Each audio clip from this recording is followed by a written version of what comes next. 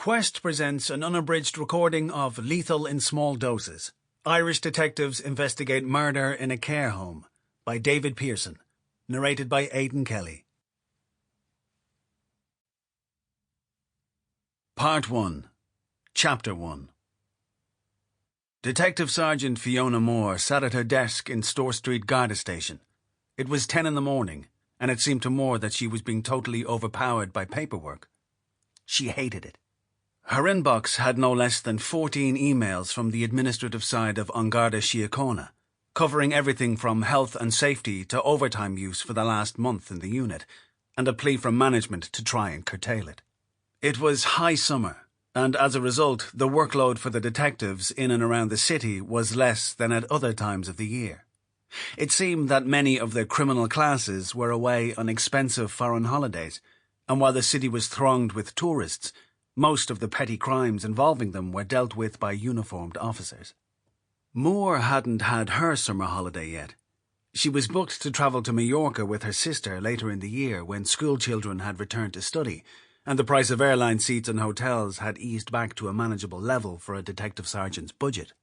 She had taken a few days on her own over in the west of Ireland just after Easter to indulge her photography hobby, but it seemed a long time ago now as she opened yet another email from Garda HQ and studied it.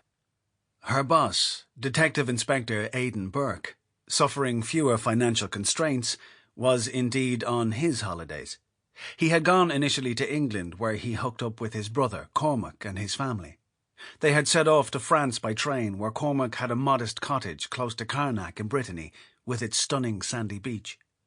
Since his divorce, Burke had been at somewhat of a loose end when it came to holidays, so Cormac tried to include him whenever possible, and it worked well, as Aidan was popular with Cormac's two children, Aoife and Shane.